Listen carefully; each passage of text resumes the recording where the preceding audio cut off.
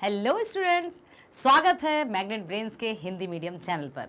आशा करती हूँ आप सभी स्वस्थ होंगे, खुश होंगे, प्रसन्न होंगे और अपने स्कूल भी जा रहे होंगे, होमवर्क भी कर रहे होंगे, मम्मी की हेल्प कर रहे होंगे, पापा की बात मान रहे होंगे। हाँ, अब आप सोच रहे होंगे मैडम इतनी सारी बातें क्यों करती हैं आप, इतना सारा काम हम कैसे करें, स्कूल का, घर का, मम्मी की help, how can we, you can be कर सकते हैं। ठीक है, यस बेटा, हम वन शॉट रिवीजन अर्थात कंप्लीट चैप्टर रिवीजन के अंतर्गत पाठ 12 लखनवी अंदाज तक कंप्लीट कर चुके हैं। प्रीवियस वीडियो आपने देखा होगा। साथ ही साथ आज हम स्टार्ट करने जा रहे हैं हमारी पाठ्य पुस्तक क्षितिज का पाठ 13 मानवीय करुणा की दिव्य चमक। लिखा है सर्वेश्वर दयाल सक्सेना जी ने। और ध्यान से सुनिएगा, ये जो पाठ है वो एक अनोखा पाठ है।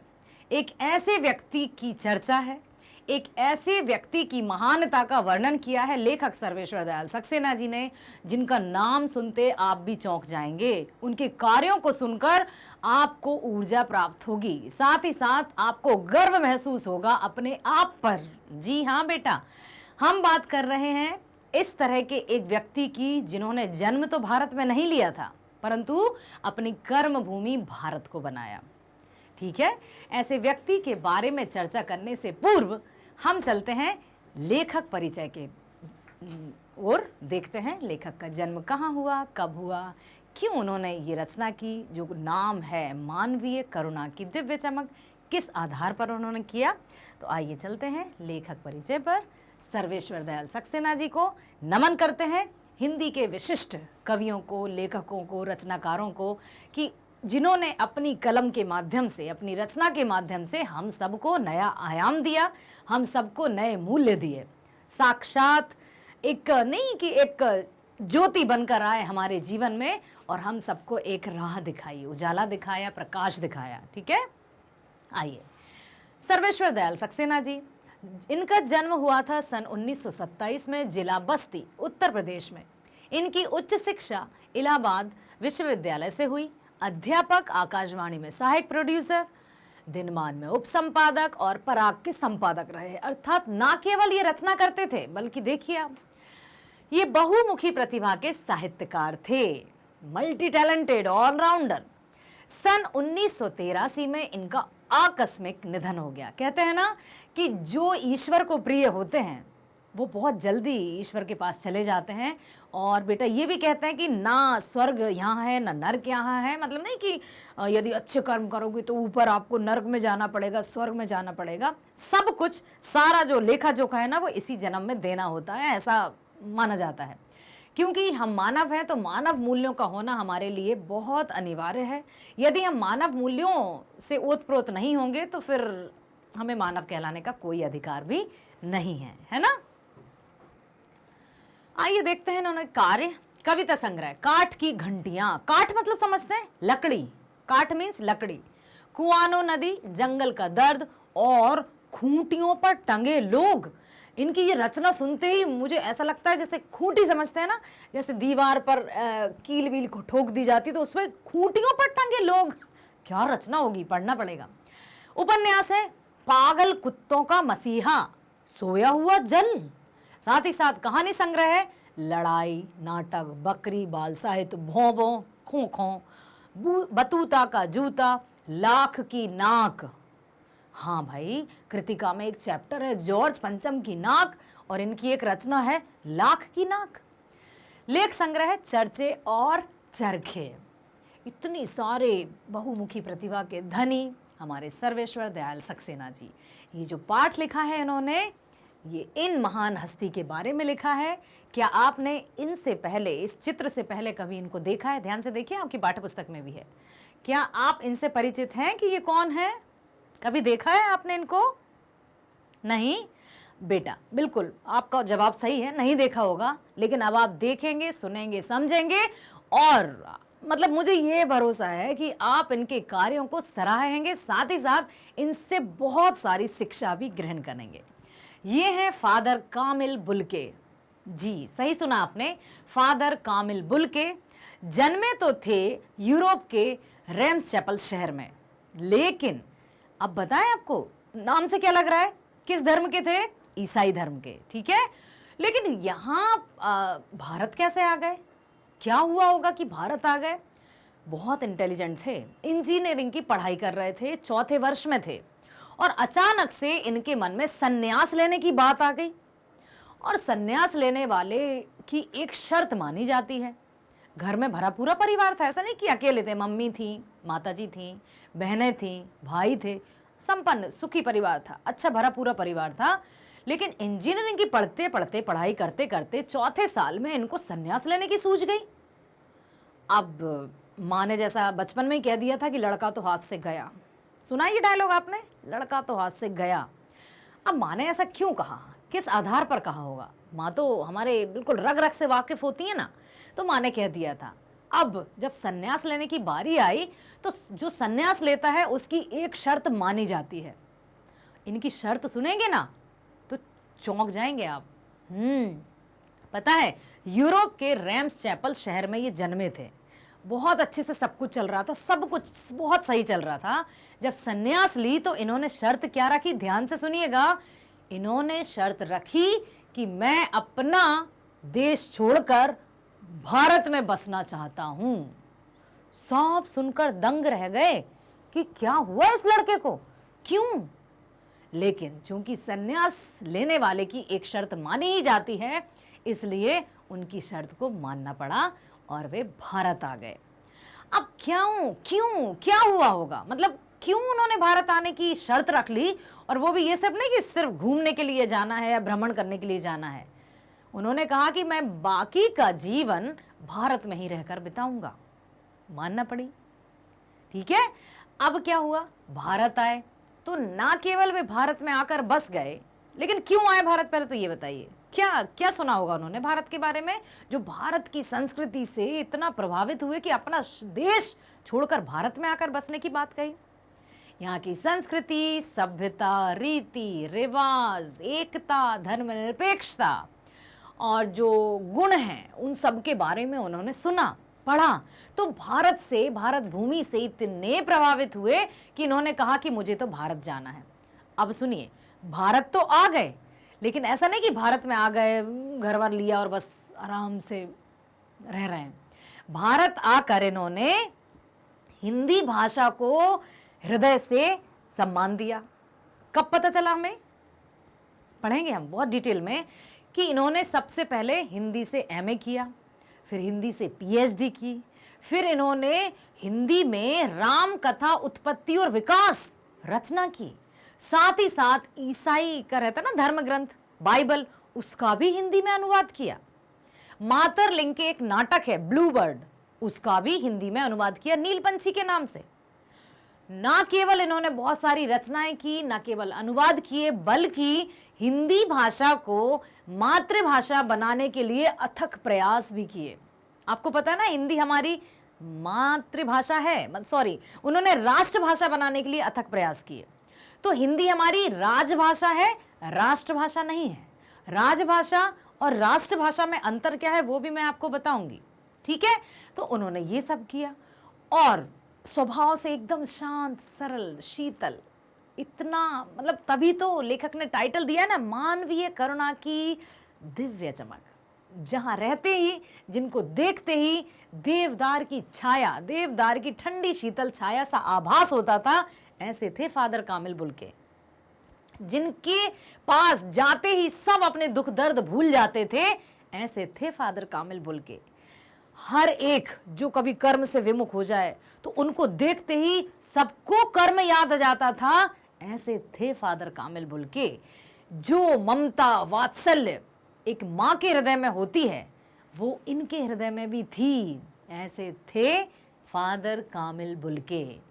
सर्वेश्वर दयाल सक्सेना जी से इनकी मुलाकात हुई, और ये कोई कहानी नहीं है, मतलब कोई कल्पना नहीं है, संस्मरण है।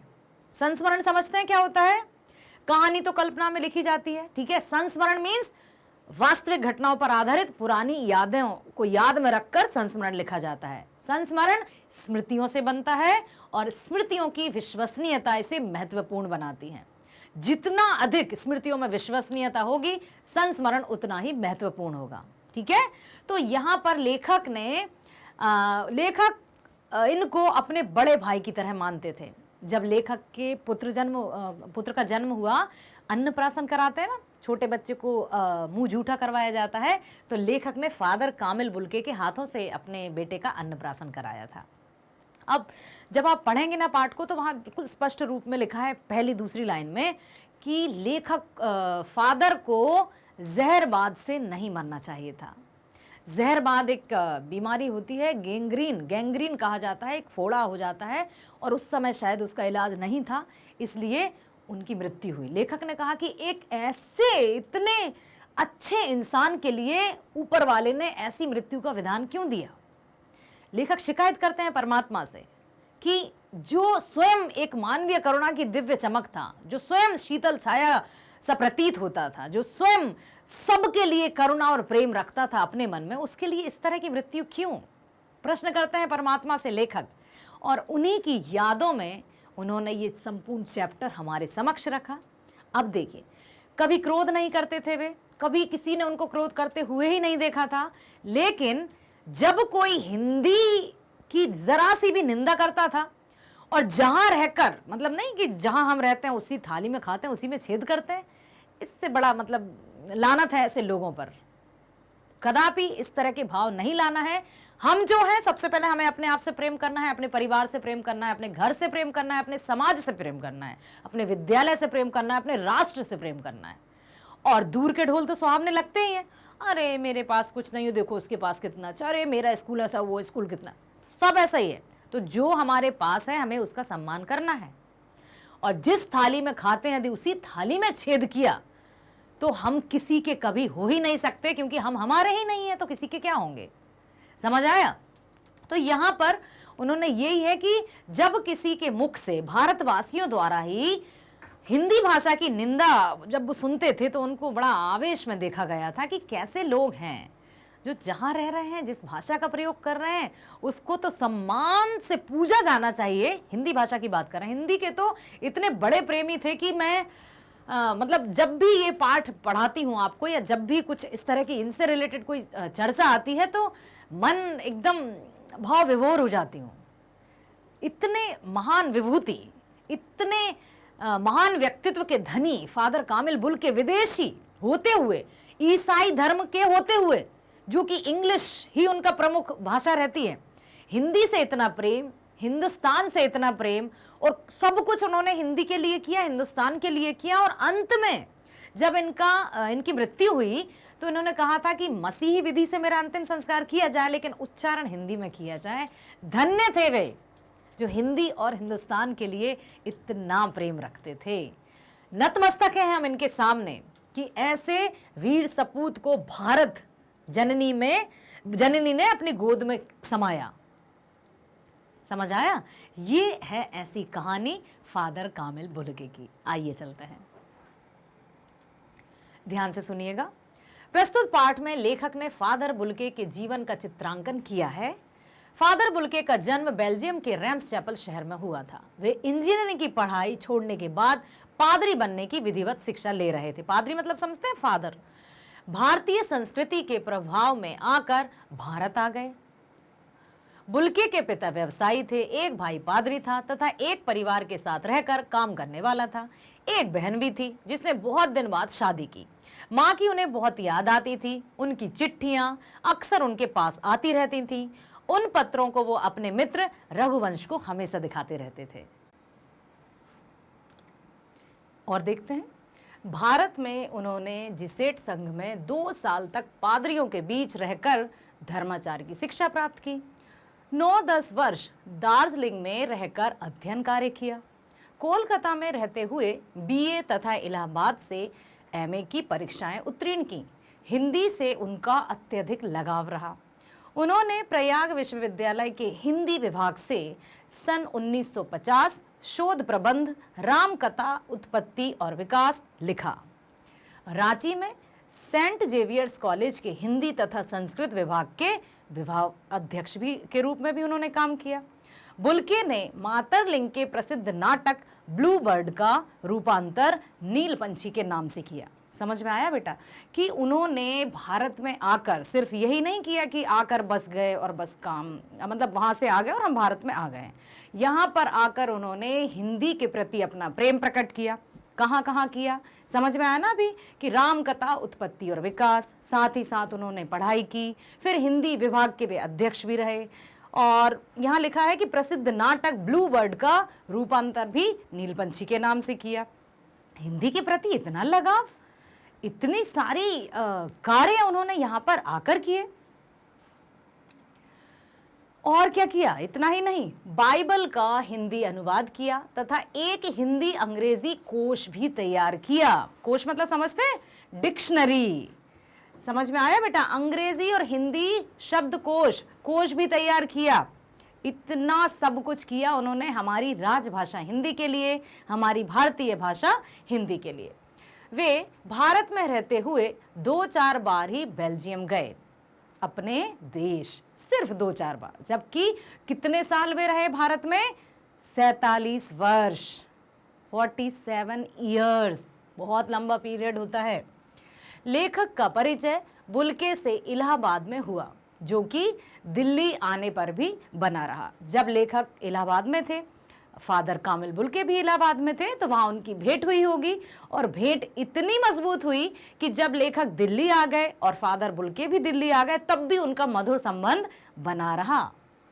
लेखक उनके महान व्यक्तित्व से बहुत प्रभावित थे, जिससे उनके पारिवारिक संबंध बन गए।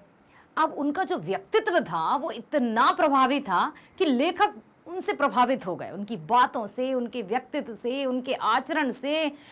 हर एक बात जब वो करते थे ना फादर कामिल बुल्के, तो ऐसा लगता था कि बस सुनते ही जाइए। शीतल ठंडी छाया प्रदान करने वाले थे फादर कामिल बुल्के। तो उनका व्यक्तित्व इतना प्रभावी था कि उनके पारिवारिक संबंध भी और मजबूत बन गए। वे एक बार रिश्ता बनाते तो तोड़ते नहीं थे। उनकी चिंता हिंदी को राष्ट्रभाषा के रूप में देखने की थी। अब यहाँ पर लिखा है कि वे एक बार रिश्ता बनाते थे तो तोड़ते नहीं हैं, जबकि यदि पारंपरिक साधुओं की बात की जाए तो साधु संत रिश्तों में भरोसा नहीं करते हैं, है ना? वो उनका क्या है कि दूर दराज कहीं जाकर एकांत में रहकर निवास करेंगे और कोई रिश्ता नहीं, कोई मोह नहीं, कोई माया नहीं। लेकिन यहाँ पर फादर कामिल बुल्के जिससे भी रिश्ता बनाते थे तो जीवन भर निभाया उन्होंने। ठीक है? अब क्या कि उनके स्वभाव में कभी किसी ने ऐसा नहीं देखा कि कभी उनको आवेश में देखा हो, कभी उनको क्रोध में देखा हो। लेकिन हाँ, जब कभी हिंदी वासियों द्वारा ही, अर्थात हिंदुस्तानियों द्वारा हिंदी की उपेक्षा की जाती या निंदा की जाती थी, तब उनको क्रोध में देखा गया है, तब उनको आवेश में देखा गया है। और उनकी सबसे बड़ी चिंता पता है बेटा क्या थी? हिंदी को राष्ट्रभाषा बनाने की। वे चाहते थे कि हिंदी राष्ट्रभाषा बने। अक्सर आप लोग भी कंफ्यूज्ड रहते हैं कि हिंदी राजभाषा है या राष्ट्रभाषा। तो ध्यान से सुनिए, हमारी हिंदी राजभाषा है, राजभाषा, राष्ट्रभाषा नहीं। राष्ट्रभाषा कब होती?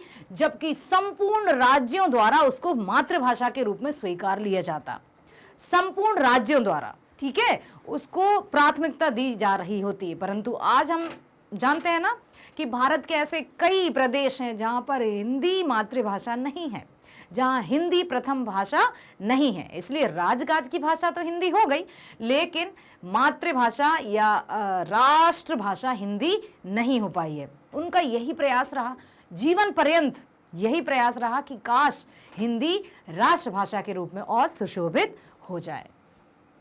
वे हिंदी भाषियों को ही हिंदी की उपेक्षा करने पर झुंझलाते और दुखी हो जाते थे। लेखक की पत्नी और बेटे की मृत्यु पर बुल्के द्वारा सांत्वना देती हुई पंक्ति ने लेखक को अनोखी शक्ति प्रदान की। जब लेखक की पत्नी की मृत्यु हुई, जब लेखक के बेटे की मृत्यु हुई, वही बेटा जिसका अन्नप्राशन फादर कामिल बुल्के के हाथों से हुआ था, और अचानक लेखक की पत्नी की मृत्यु हो गई और उनके बेटे की भी मृत्यु हो गई। लेखक अंदर से टूट चुके थे।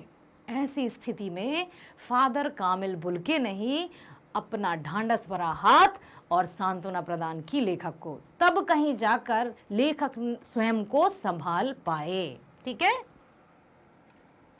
फादर बुल्के की मृत्यु दिल्ली में जहरबाद से पीड़ित होकर हुई। प्रथम पंक्ति जो आपकी पाठ्य पुस्तक में लिखा है, लेखक कहते हैं कि फादर को जहरबाद से नहीं मरना चाहिए था। जिस व्यक्ति के मन में सबके प्रति करुणा थी, दया थी, परोपकार की भावना थी, सबका भला चाहते थे, फिर उसकी मृत्यु का विधान ऐसा क्यों? हे परमात्मा, उसकी मृत्यु जहरबाद से क्यों? हमेशा वो परमात्मा से शिकायत करते थे कि ऐसे व्यक्ति की मृत्यु इस तरह से क्यों हुई। अंतिम समय में उनकी दोनों हाथ की उंगलियां सूज गई थीं। दिल्ली में रहकर भी लेखक को उनकी बीमारी और उपस्थिति का ज्ञान ना होने से अफसोस हुआ। लेखक जब थे वहीं थे, दिल्ली में ही थे, लेकिन उन्हें पता नहीं चल पाया कि वे बीमार हैं या किसी रोग से पीड़ित हैं, और जब पता चला तो वे बहुत दुखी हुए। 18 अगस्त सन 1982 की सुबह 10 बजे कश्मीरी गेट निकलसन कब्रगाह में उनका ताबूत एक नीली गाड़ी से रघुवंश जी के बेटे परिजन राजेश्वर सिंह और कुछ पादरियों ने उतारा और अंतिम छोर पर पेड़ों की घनी छाया से ढके कब्र तक ले जाया गया।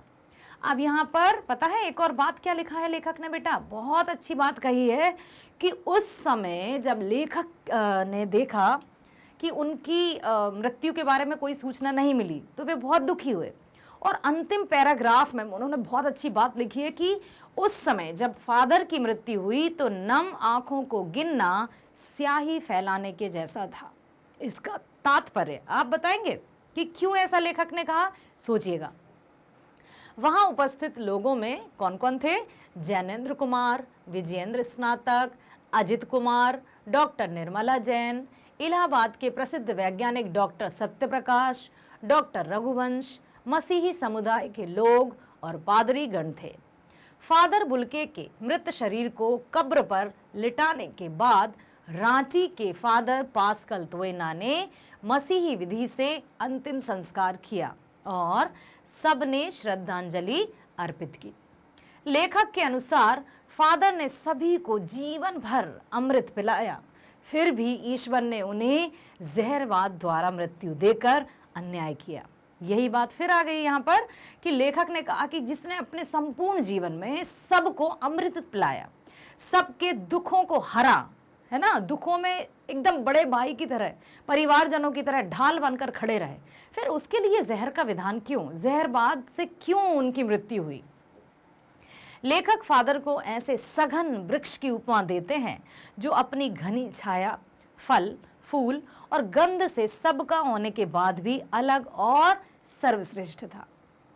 ठीक है, देवदार की छाया के समान उन्होंने फादर कामिल बुल्के को कहा है कि जिस प्रकार देवदार का छाया घना और एकदम छायादार होता है पेड़, उसी तरह से, और वो अकेला रहता है, ऐसा नहीं कि यहीं हर कहीं आ जाए, कुछ विशेष स्थानों पर देवदार के वृक्ष रहते हैं।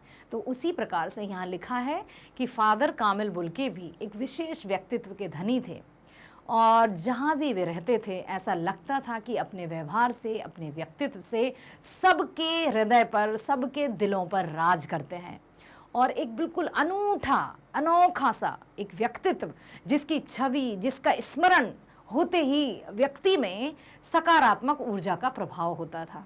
ऐसे थे फादर कामिल बुल्के। आया समझ में? ठीक है, चैप्टर आधारित है फादर कामिल बुल्के पर। लेखक ने अपने संबंधों को भी बताया है, साथ ही साथ ये भी बताया कि उनको सन्यासी कहा गया है। यदि सन्यासी की पारंपरिक परिभाषा को हम देखें तो सन्यासी अर्थात जो घर बार सब छोड़कर चले जाते हैं, किसी से कोई संबंध नहीं रखते हैं, परंतु फादर जिससे रिश्ता बनाते थे उससे हमेशा निभाते थे। ऐसा ही किया, और सबके लिए उनके मन में ममता, वात्सल्य, कुछ ऐसे शब्दों का प्रयोग किया है जो एक माँ के लिए प्रयोग में लाए जाते हैं। यहाँ पर लेखक ने फादर कामिल बुल्के के लिए उन शब्दों का प्रयोग किया है। इसका अर्थ पता है ना बेटा, कि इतने ममतामयी, इतने करुणामयी, जो मानवीय करुणा की दिव्य चमक छोड़ गए, आज यहाँ नहीं है, फिर भी हम उनके स्मरण को हमेशा याद रखेंगे, उनकी जो भी स्मृतियां हैं वो हम अपने हृदय में संजो कर रखेंगे और उनके दिखाए गए पथ या रास्ते पर चलने का प्रयास करेंगे। ठीक है, प्रश्नोत्तरों की ओर चलते हैं। आइए देखते हैं पहला प्रश्न क्या है। फादर की उपस्थिति देवदार की छाया जैसी क्यों लगती थी?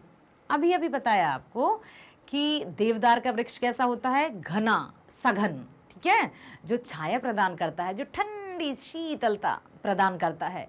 तो फादर बुल्के को देवदार के वृक्ष की उपमा या संज्ञा क्यों दी गई थी, क्यों कहा गया था? सुनिए ध्यान से। देवदार का वृक्ष आकार में लंबा चौड़ा होता है तथा छायादार भी होता है।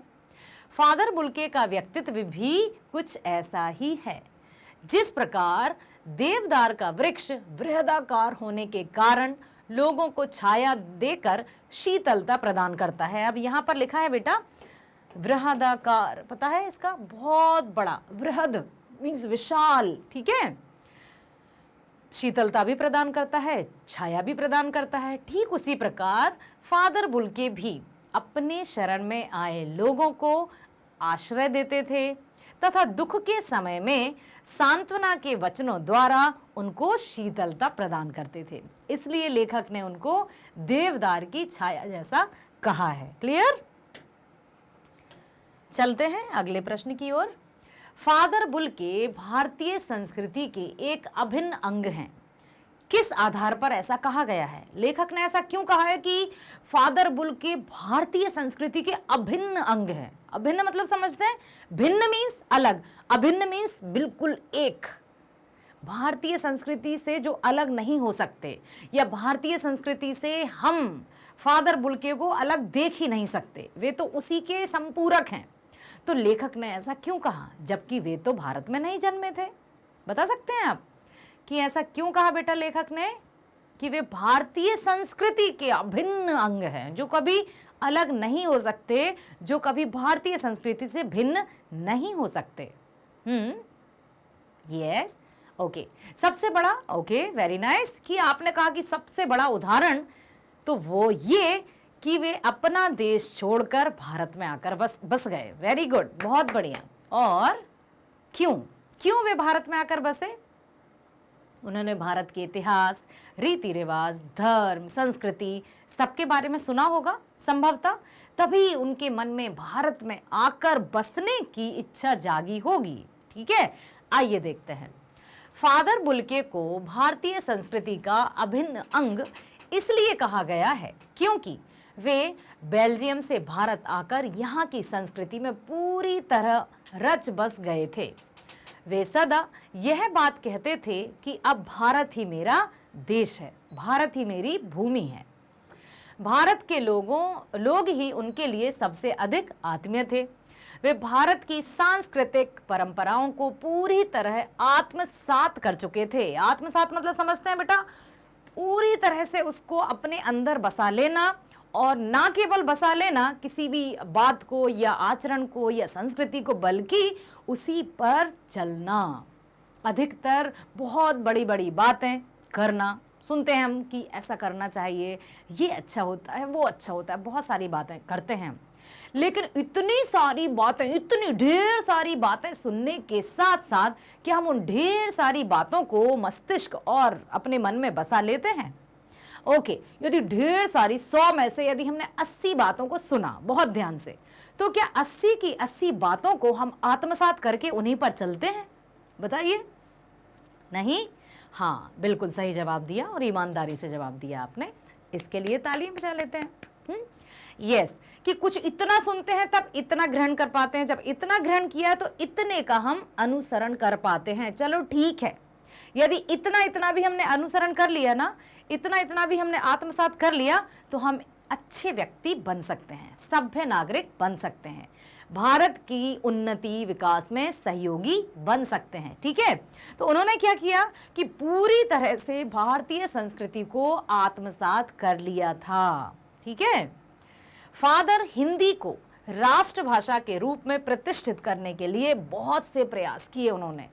कई प्रयास किए, अथक प्रयास किए कि काश सबके मन में हिंदी के प्रति वही प्रेम, वही श्रद्धा, वही आदर, वही सम्मान की भावना उत्पन्न हो जाए, जिससे सब एक मत होकर हिंदी को राष्ट्रभाषा घोषित करने में सहायक बने।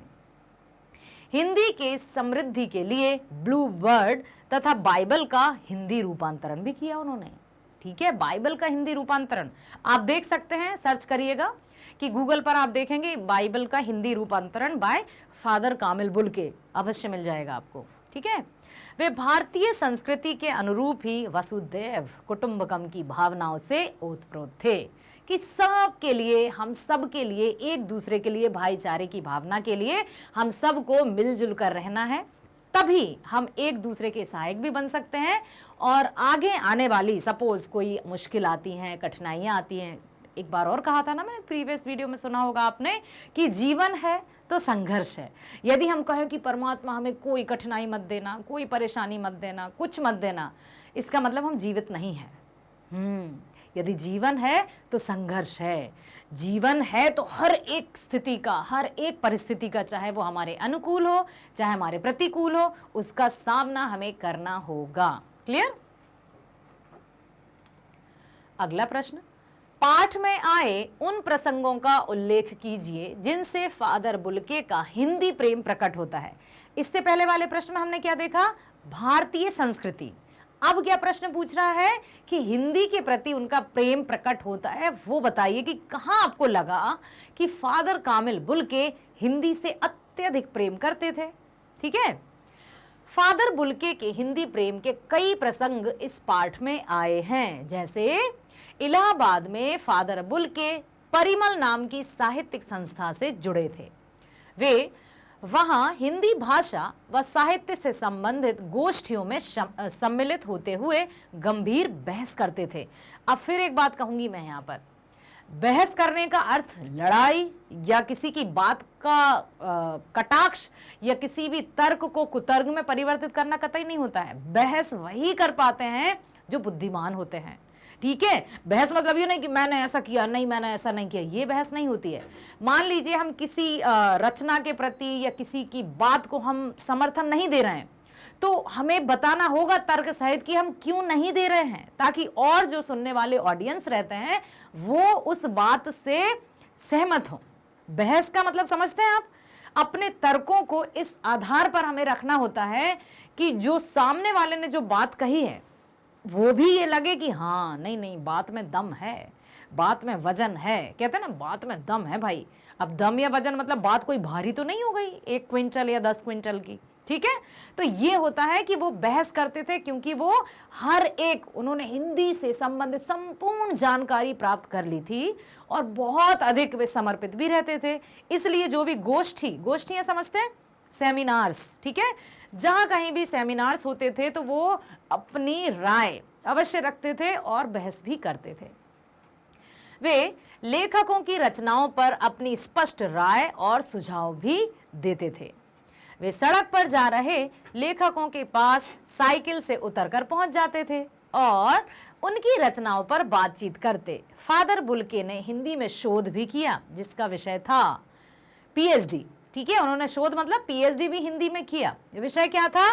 कितना अच्छा विषय उन्होंने चुना, याद है किसी को? हमने पढ़ा था अभी, हाँ क्या था?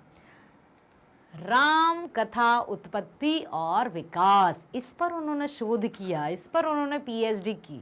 ठीक है, संपूर्ण जानकारी प्राप्त करके इस विषय से उन्होंने पीएचडी की उपाधि प्राप्त की। उन्होंने एक नाटक ब्लू बर्ड का हिंदी में नील पंछी के नाम से अनुवाद भी किया। फादर बुल्के रांची के सेंट जेवियर्स कॉलेज में हिंदी तथा संस्कृत विभाग के विभाग अध्यक्ष भी रहे। वहीं उन्होंने अंग्रेजी हिंदी कोश तथा बाइबल का हिंदी में भी अनुवाद किया। फादर बुल्के को हिंदी को राष्ट्रभाषा के रूप में देखने की बहुत चिंता थी। वे चाहते थे कि भारत की जो राष्ट्रभाषा है वो हिंदी रहे। वे हर मंच पर इस चिंता को प्रकट करते तथा इसके लिए अकाट्य तर्क देते। अब यहाँ एक आया शब्द अकाट्य। अकाट्य मीन्स ऐसे तर्क जिसमें बड़े बड़े बुद्धिजीवी विद्वान उनके तर्क को काट नहीं पाते थे।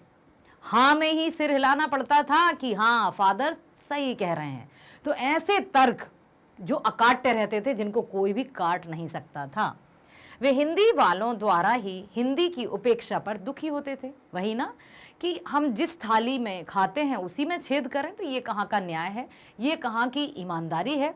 हमें अपने प्रति, स्वयं के प्रति, अपने परिवार के प्रति, अपने समाज के प्रति, अपने राष्ट्र के प्रति हमेशा वफादार रहना चाहिए, लॉयल रहना चाहिए। ठीक है, हर एक कार्य में ईमानदारी होनी चाहिए। ये नहीं कि कहीं पक्षपात है तो कहीं कुछ है, कभी कान के कच्चे हो गए, कभी आंखों के अंधे हो गए। समझते हैं कान के कच्चे होना अर्थात किसी की भी बात पर सुन लिया, किसी की बात, और अपनी राय उसी के अनुरूप धारण कर ली। नहीं, हर एक बात को सुन तो लीजिए, लेकिन ऐसा नहीं है कि जो सामने वाले ने कहा है आप उसी की आंख बंद कर कर उस पर भरोसा कर दिए।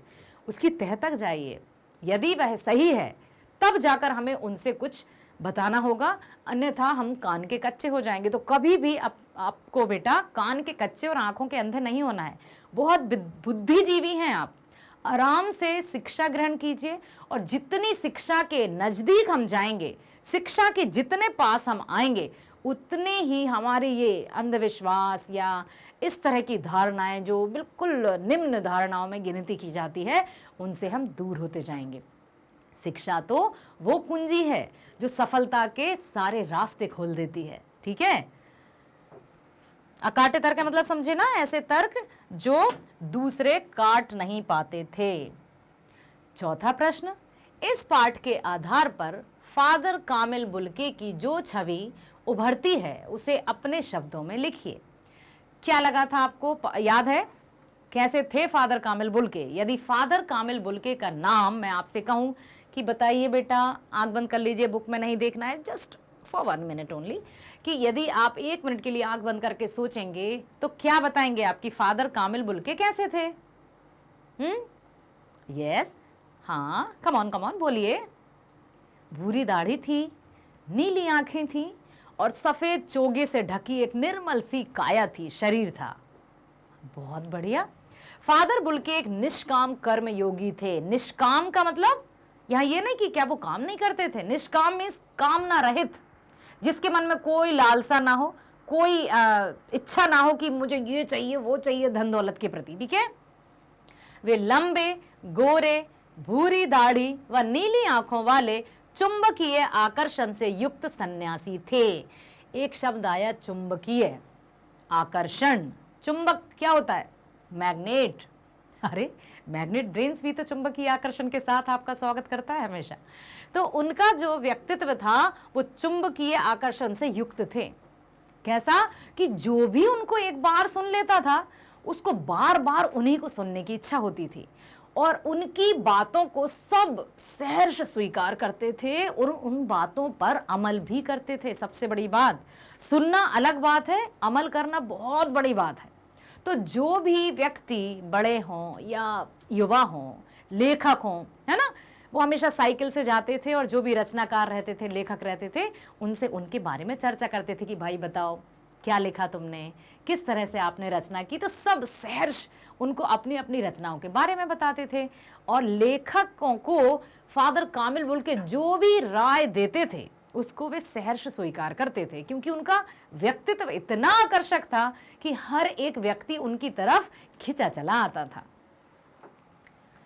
अपने हर प्रियजन के लिए उनके हृदय में ममता व अपनत्व की अमृतमयी भावना उमड़ती रहती थी। अमृतमयी भावना, हर एक के प्रति उनके मन में दुलार था, स्नेह था, ममता थी, वात्सल्य था। तो क्यों नहीं लोग उनको पूजनीय मानेंगे? ठीक है, कहते हैं ना कि हम अक्सर उम्मीदें रखते हैं कि ये हमारे साथ ऐसा व्यवहार करें, छोटे बच्चे हमारे साथ ऐसा व्यवहार करें, हमारी बराबरी वाले हमसे इस तरह का व्यवहार करें, हमारे बड़े हमसे प्यार से व्यवहार करें। अब चाह तो हम बहुत कुछ रहे हैं, इच्छा तो हम बहुत रखते हैं, अपेक्षाएं कई रखते हैं, लेकिन कभी हमने सोचा? नहीं सोचा तो रुकिए थोड़ा सा और गंभीरतापूर्वक सोचिए कि जिस तरह के रवैये की, जिस तरह के व्यवहार की हम दूसरों से अपेक्षा करते हैं, तो हमें भी दूसरों के साथ वैसा ही व्यवहार करना चाहिए। छोटों से स्नेहपूर्वक, बड़ों से प्रेम पूर्वक, मित्रजनों से प्रेम पूर्वक और बड़ों से आदर पूर्वक। ये हैं सही पैमाने कि व्यवहार किस तरह से करना चाहिए। ठीक है, उनके व्यक्तित्व में मानवीय करुणा की दिव्य चमक थी। मानवता की भावना, करुणा की भावना, और वो भी दिव्य चमक के साथ, जो सबके अंधेरे जीवन में रोशनी बनकर खिल उठती थी, जो अंधकार पथ में भी एक रोशनी की किरण दिखाती थी, जिसको समझ में नहीं आता था कि अब क्या करें, आगे कुआं पीछे खाई, अब हम क्या करें। तब वे फादर के पास जाते। फादर उनको सबसे पहले तो कंधे पर हाथ रखते, सांत्वना प्रदान करते, और उसके बाद उनको सही राह दिखाते थे। ठीक है, सही राह दिखाने के साथ साथ व्यक्ति को अवश्य उसमें शांति भी मिलती थी, और उसको फिर जो विगत हो चुका है उसके बारे में वो भूल भी जाता था। इसलिए फादर कामिल बुल्के को सभी पूजनीय मानते थे। ठीक है, अब क्या है, वे अपने प्रियजनों को आशीषों से भर देते थे। वे भारत को ही अपना देश मानते हुए यहीं की संस्कृति में रच बस गए थे। वे हिंदी के प्रकांड विद्वान थे एवं हिंदी के उत्थान के लिए सदैव तत्पर रहते थे। आप तो ये सुनिए कि यहाँ पर लिखा है कि वे हिंदी के प्रकांड विद्वान थे। विदेशी मूल में जन्मे हुए व्यक्ति, धर्म से ईसाई व्यक्ति, हिंदी के प्रकांड पंडित, वास्तव में पूजनीय और अनुकरणीय, अनुसरणीय ऐसे थे फादर कामिल बुल्के, जो आज नहीं है फिर भी हैं। ठीक है, उन्होंने हिंदी में पीएचडी की उपाधि प्राप्त करने के उपरांत ब्लू बर्ड तथा बाइबल का हिंदी अनुवाद भी किया। फादर बुल्के अपने स्नेहीजनों के व्यक्तिगत सुख दुख का सदा ध्यान रखते थे।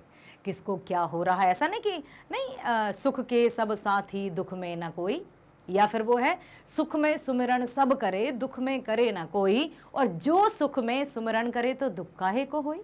लेकिन सुख में भी उसी तरह से उनके पास रहते थे और दुख में भी पास रहते थे। वे रिश्ते बनाते थे तो तोड़ते नहीं थे। उनके सांत्वना भरे शब्दों से लोगों का हृदय प्रकाशित हो उठता था। अपने व्यक्तित्व की महानता के कारण ही वे सभी की श्रद्धा के पात्र थे। श्रद्धा समझते हैं ना, पूजा, पूजनीय। सबके मन में उनके प्रति श्रद्धा का भाव था। दिल से, हृदय से उनकी बातों को सुनकर इतनी शीतलता मिलती थी सबको, सब अपने कर्म के प्रति सजग हो जाते थे। उनको देखकर कर्म याद आ जाता था। एक कर्म योगी की छवि छोड़कर गए हैं फादर कामिल बुल्के। अगला प्रश्न है, लेखक ने फादर बुल्के को मानवीय करुणा की दिव्य चमक क्यों कहा? बताइए, फादर को लेखक ने मानवीय करुणा की दिव्य चमक क्यों कहा?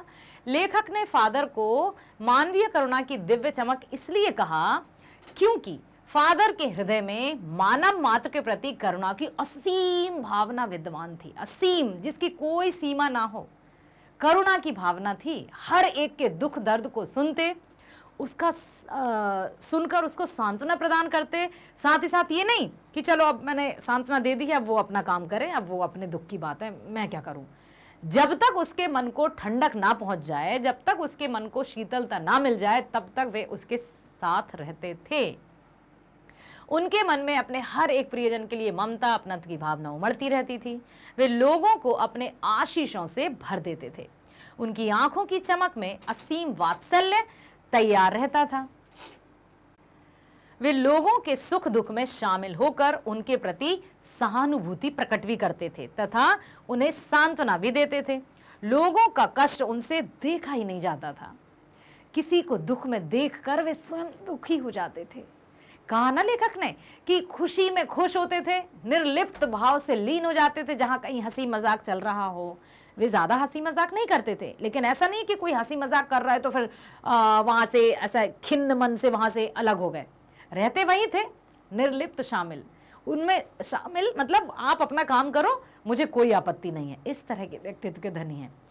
अक्सर क्या होता है कि जिसको जो भी भाव पसंद नहीं है, हंसी मजाक, तो वो उन पर क्रोधित होते हैं कि ये भी कोई बात हुई, इस तरह से भी कोई काम करते हैं, ऐसी भी कोई मस्ती होती है। आपको नहीं है यदि पसंद तो थोड़ा सा कह दो एक बार और वहां आराम से बैठ जाओ। यदि नहीं लग रहा है एकदम अच्छा, तो वहां से थोड़ी दूर चले जाएं। दूसरों के आनंद में या दूसरों की हंसी में खलल डालने का हमें कोई अधिकार नहीं है। ठीक है, तो फादर कामिल बुल्के हमें कई सीख प्रदान कर गए हैं यहां पर। अगला प्रश्न, फादर बुल्के ने सन्यासी की परंपरागत छवि से अलग एक नई छवि प्रस्तुत की है। कैसे? आया प्रश्न कि लेखक ने उनको सन्यासी कहा, ठीक है, तो अब आप बताइए कि सन्यासी किसे कहते हैं? परंपरागत सन्यासी। सन्यासी सब कुछ छोड़ छाड़ के एकांत में रहते हैं, रिश्ते नातों से जिनको कोई मोह नहीं रहता, वो सन्यासी थे शायद। ऐसा कुछ सुना है? सन्यासी शब्द सुना है ना बेटा? हाँ, ठीक है। प्रायः सन्यासी सांसारिक मोह माया से दूर रहते हैं, जबकि फादर ने ठीक उसके विपरीत छवि प्रस्तुत की है। परंपरागत सन्यासियों की परिपाटी का निर्वाहन न कर वे सबके सुख दुख में शामिल होते। एक बार जिससे रिश्ता बना लेते उसे कभी नहीं तोड़ते। सबके प्रति अपनत्व, प्रेम और गहरा लगाव रखते थे। लोगों के घर आना जाना नित्य प्रति कम था। अब देखिए, ऐसा नहीं कि जिससे बहुत अधिक संबंध है तो उनके घर नियमित रूप से आना जाना बना रहे। यदि नियमित रूप से सुबह भी वहीं, शाम भी वहीं, दिन भी वहीं, रात भी वहीं, तो फिर वो मान सम्मान नहीं रह जाता है। मित्रता रखिए, अच्छे संबंध रखिए, लेकिन कहते हैं ना कि अत्यधिक मिठास में कीड़े पड़ जाते हैं। तो जो भी अपनी मित्रता है, जो भी अपने रिश्ते हैं, जिन्हें हम लाइफ लॉन्ग सहेज कर रखना चाहते हैं, थोड़ा सा हमें वहां पर उनको स्पेस भी देना होगा, ठीक है। अब लिखा है कि सबके प्रति अपनत्व, प्रेम और गहरा लगाव रखते थे। लोगों के घर आना जाना नित्य प्रति कम था। इस आधार पर कहा जा सकता है कि फादर बुल्के ने सन्यासी की परंपरागत छवि से अलग छवि प्रस्तुत की है। समझ में आया बच्चों कि सन्यासी तो थे, लेकिन अलग जो परंपरागत छवि थी उससे एकदम भिन्न छवि है फादर कामिल बुल्के की। अब आया है प्रश्न, आशय स्पष्ट कीजिए। नम आंखों को गिनना स्याही फैलाना है, क्यों कहा है लेखक ने? अभी आपको बताना है कि लेखक ने क्यों कहा है कि नम आंखों को गिनना स्याही फैलाने के समान है। स्याही समझते हैं क्या होती है? इंक। Very good. अब यदि इंक फैल जाए तो क्या होता है कि हम उसको समेट कर, जितनी फैली है उतनी समेट कर उसको फिर से पुनः बॉटल में भर सकते हैं, या उसका अनुमान लगा सकते हैं कि कितनी बूंद गिर गई है, कितनी सारी बूंदें गिर गई हैं जमीन पर। क्यों कहा है नम आंखों को गिनना स्याही फैलाने के समान था?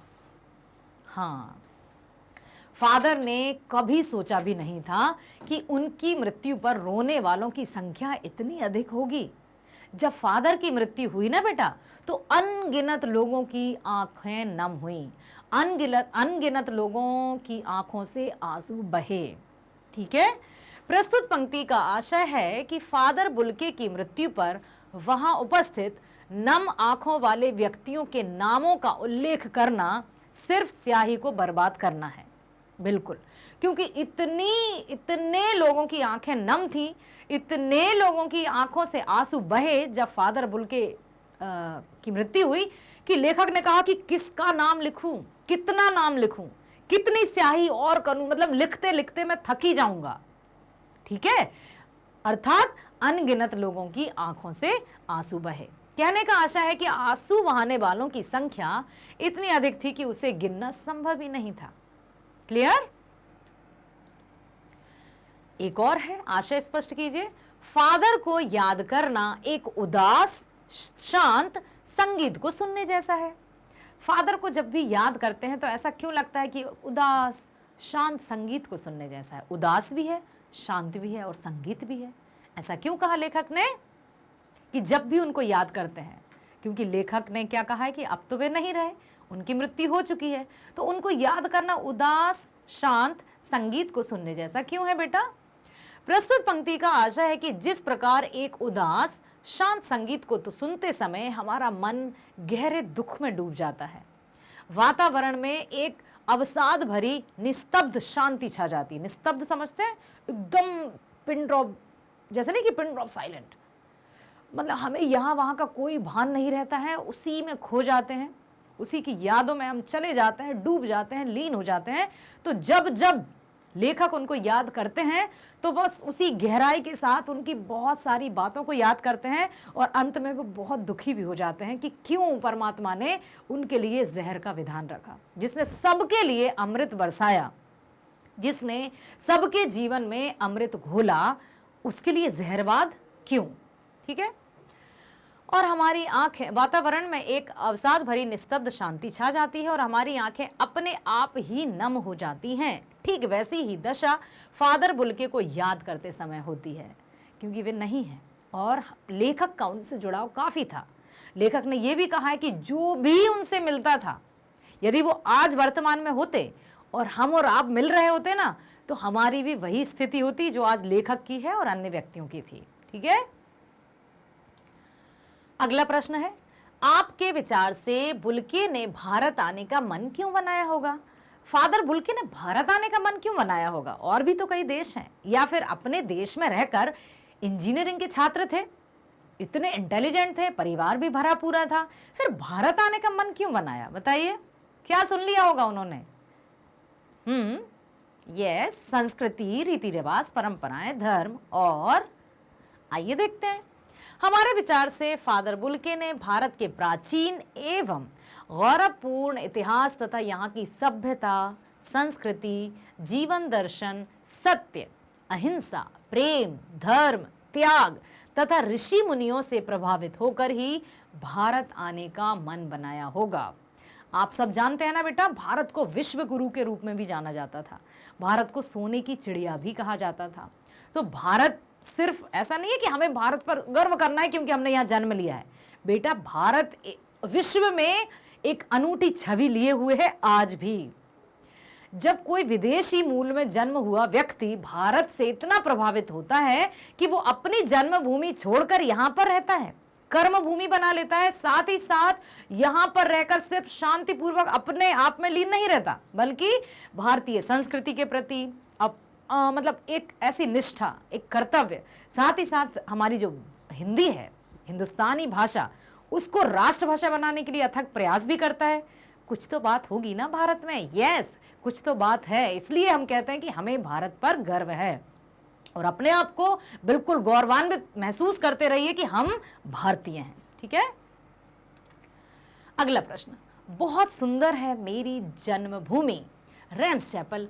इस पंक्ति में फादर बुल्के की अपनी जन्मभूमि के प्रति कौन सी भावनाएं अभिव्यक्त होती हैं? आप भी अपनी जन्मभूमि के बारे में क्या सोचते हैं? जब इंटरव्यू के दौरान, साक्षात्कार के दौरान उनसे पूछा गया कि आप अपनी जन्मभूमि के बारे में बताइए, जब उनसे ये कहा गया था ना कि अपने देश के बारे में बताइए, बताया उन्होंने क्या जवाब दिया था? मेरा देश तो अब भारत है। इसलिए लेखक ने कहा कि जन्मभूमि के बारे में बताइए। यहाँ लिखा है स्पेशली जन्मभूमि, रेम्स चैपल। तब उन्होंने क्या विचार व्यक्त किए, आइए देखते हैं। फादर कामिल बुल्के की जन्मभूमि रेम्स चैपल थी। फादर बुल्के के इस कथन से स्पष्ट है कि उन्हें अपनी जन्मभूमि से बहुत अधिक प्रेम था तथा वे अपनी जन्मभूमि को बहुत याद भी करते थे। मनुष्य कहीं भी रहे, परंतु अपनी जन्मभूमि की स्मृतियां हमेशा उसके साथ रहती ही हैं। हमारे लिए भी हमारी जन्मभूमि अनमोल है। हमें अपनी जन्मभूमि की सभी वस्तुओं से प्रेम है, यही हमारा पालन पोषण हुआ। अतः हमें अपनी मातृभूमि पर गर्व है। हम चाहे जहां भी रहें, परंतु ऐसा कोई भी कार्य नहीं करेंगे जिससे हमारी जन्मभूमि को अपमानित होना पड़े। ये याद रखिएगा। आप भविष्य में बहुत अधिक पढ़ेंगे, हो सकता है आप विदेश जाएं पढ़ने के लिए या अपने कार्य के लिए। अब बस इतना याद रखना है कि हमारी जो मातृभूमि है, हमारी जो जन्मभूमि है, उसका सिर हमेशा ऊंचा रहे, उसका मस्तक हमेशा ऊंचा रहे। हमें ये कर्म करना है। ठीक है बेटा। आशा करती हूं आपको सर्वेश्वर दयाल सक्सेना जी द्वारा रचित पाठ मानवीय करुणा की दिव्य चमक, किस पर आधारित? फादर कामिल बुल्के पर आधारित पाठ समझ में आया होगा। साथ ही साथ प्रश्न अभ्यास में आपने सुना, समझा कि किस तरह से फादर बुल्के ने भारतीय संस्कृति के प्रति अपना प्रेम, अपनी निष्ठा, अपनी श्रद्धा अर्पित की। साथ ही साथ हमारी हिंदी भाषा के प्रति भी अगाध प्रेम प्रकट किया। ठीक है। स्वभाव से जो एकदम सरल थे, लेकिन हिंदी की उपेक्षा या निंदा जहां कहीं भी वे होते देखते थे तो उनको आवेश में देखा गया है। तो ध्यान रखना है हमें क्या, कि सबसे पहले हमें अपना सम्मान करना है। सेल्फ रिस्पेक्ट कब होता है? जब हम अच्छे कार्य करते हैं। अतः हमें अपनी सेल्फ रिस्पेक्ट करने के लिए हमेशा अच्छे कार्यों को करना होगा। हमारा परिवार, हमारे माता पिता, हमारा आसपास का वातावरण, समाज, स्कूल, देश, सबके प्रति गर्व की भावना रखना है, सबसे असीमित प्रेम करना है, क्योंकि हम अपने आप से प्रेम करेंगे तभी दूसरे लोग हमसे प्रेम करेंगे और हमारा सम्मान भी करेंगे। ठीक है? हाँ बिल्कुल। बेटा आप कोई भी वीडियो देखना चाहते हैं, चाहे तो आप अपने पसंदीदा विषय का, या तो आप डायरेक्टली जा सकते हैं। हाँ, नहीं होगा टाइम वेस्ट। मैं बताती हूँ। सबसे पहले तो आपके हाथ में जो भी डिवाइस है उस पर इंटरनेट ऑन कर लीजिए। बहुत स्मार्ट बच्चे हैं आप। तो क्या देखना है आपको? क्या आपको आपकी क्लास अर्थात 10th क्लास के English medium, CBSE English medium से संबंधित वीडियोस देखना है, या फिर सीबीएसई हिंदी मीडियम से संबंधित वीडियोस देखना है, या फिर आप देखना चाहते हैं स्पोकन इंग्लिश, या फिर आप देखना चाहते हैं प्रतियोगी परीक्षाओं के वीडियोस जैसे एनटीएससी, ओलंपियाड, या फिर यूपी बोर्ड से संबंधित वीडियोस? क्या देखना चाहते हैं? सब कुछ मिलेगा यहाँ। JAIIB या CAIIB संबंधी वीडियोस देखना चाहते हैं, जो भी आपको वीडियो देखना है बस आप उस पर क्लिक कर दीजिए, तुरंत आपके सामने वीडियोस आ जाएंगे। क्या देखना है बताइए? ओके, सीबीएसई हिंदी मीडियम, आइए चलते हैं वहीं पर। जब आप सीबीएसई हिंदी मीडियम पर क्लिक करेंगे तो आपके सामने आ जाएगी ये तरह से बहुत सारा। क्या पढ़ना है आपको? भौतिक विज्ञान पढ़ना है, रसायन विज्ञान पढ़ना है, गणित पढ़ना है, अंग्रेजी पढ़ना है, हिंदी पढ़ना है, या सामाजिक विज्ञान पढ़ना है? जो भी आपको पढ़ना है जस्ट आप उस पर क्लिक कर दीजिए। क्लिक करते ही उससे संबंधित आपके सामने आ जाएंगे ढेरों वीडियोस। उसमें भी आपको चॉइसेस रखी गई हैं कि क्या देखना है। अभी क्या देखना चाहते हैं आप? हिंदी? वेरी गुड, आ जाइए। हिंदी पर आपने क्लिक किया। हिंदी पर क्लिक करते ही आपके सामने आ जाएंगी हिंदी से संबंधित जानकारी कि क्या पढ़ना चाहते हैं आप, कौन सा वीडियो देखना चाहते हैं, क्या संपूर्ण सिलेबस या पाठ्यक्रम देखना चाहते हैं, या फिर क्रम अनुसार आप देखना चाहते हैं सार, पाठ की व्याख्या, कविता की व्याख्या, या फिर आप देखना चाहते हैं, सुनना चाहते हैं एनसीईआरटी सॉल्यूशंस, पाठ्य पुस्तक, प्रश्न अभ्यास, या फिर आपको बहुविकल्पीय प्रश्नों की जानकारी चाहिए। जो भी आपको चाहिए सब कुछ मिलेगा यहीं। क्या देखना है सबसे पहले बताएं मेरे स्मार्ट बच्चे? क्या देखना चाहते हैं? पाठ्यक्रम। ये हुई ना बात। पाठ्यक्रम पर क्लिक कर दीजिए। अब जब आप पाठ्यक्रम पर क्लिक करेंगे तो पाठ्यक्रम से संबंधित एक वीडियो आ जाएगा आपके सामने, और इस वीडियो में आप बहुत अच्छे से डिटेल्ड रूप में अपनी पाठ्यपुस्तक के नामों को जान पाएंगे, उनमें कितने चैप्टर्स हैं, काव्यखंड में कितने पाठ हैं, गद्यखंड में कितने पाठ हैं वो भी जान पाएंगे। साथ ही साथ कविताएं किसने लिखी हैं, पद्य या गद्य किसने लिखे हैं, कौन इनके कवि हैं, कौन इनके रचनाकार हैं, सब कुछ मिलेगा आपको इस वीडियो में। ठीक है? तो ध्यान पूर्वक इस वीडियो को देखिए। आपके रहेंगी कोर्स ए। देखें, सीबीएसई में 2 कोर्स चलते हैं हिंदी में भी। ठीक है? कोर्स A या कोर्स ए, जिसमें शामिल है क्षितिज और कृतिका। ठीक है? यदि आपके स्कूल में कोर्स ए चलता है तो आपको पढ़नी होगी क्षितिज और कृतिका। यदि आपके स्कूल में कोर्स बी है तो स्पर्श और संचयन आपकी पाठ्यपुस्तक रहेंगी। ठीक है? इन्हीं में शामिल जो भी पाठ हैं, कविताएं हैं, कहानियां हैं, संस्मरण है, सबका विवरण इस वीडियो में दिया है। तो ध्यानपूर्वक इस वीडियो को देखिएगा, ध्यानपूर्वक इस वीडियो को सुनिएगा, और यदि नहीं कहूंगी कि यदि पसंद आएगा जरूर, तो लाइक भी करना है और कमेंट भी कर दीजिएगा इफ यू वांट। बिल्कुल चाहेंगे आप। साथ ही साथ क्या करना है बताइए? लाइक करना है, चैनल को सब्सक्राइब करना है और शेयर करना तो भूलना नहीं है। अब आप कहेंगे मैम बिल्कुल हम करते हैं। करना है बेटा, क्योंकि मैग्नेट ब्रेन्स आपके लिए लेकर आया है कक्षा 6वीं से 12वीं तक ऑनलाइन स्कूल एजुकेशन 100% फ्री। जहां इस दुनिया में, आधुनिक दुनिया में, वर्तमान दुनिया में कुछ भी फ्री नहीं है, वहां सब कुछ हासिल करने वाली शिक्षा फ्री दे रहा है मैग्नेट ब्रेन्स। इस बात को थोड़ा अच्छे से सोचिए कि सब कुछ मिलता है पैसों में, और यदि हम शिक्षित होंगे, अच्छे से हम सब कुछ पढ़ पाएंगे तो सब कुछ हम ले पाएंगे, और वही शिक्षा आपको दे रहा है मैग्नेट ब्रेन्स एकदम फ्री, बिल्कुल फ्री। हाँ, सही सुना आपने। कभी नहीं कहेंगे हम आपसे कि बस बस बस बस अब नहीं, नेक्स्ट वीडियोस आपको इतना पे करना पड़ेगा या पेड सब्सक्रिप्शन लेना पड़ेगा। कभी नहीं, नेवर। हमेशा आपके लिए magnet brains free videos upload करते आ रहे हैं, भविष्य में भी करेंगे। तो बने रहिए हमारे साथ, अधिक से अधिक लाइक कीजिए, सब्सक्राइब कीजिए, शेयर कीजिए। मिलते हैं नेक्स्ट वीडियो में। स्वस्थ रहिए, खुश रहिए।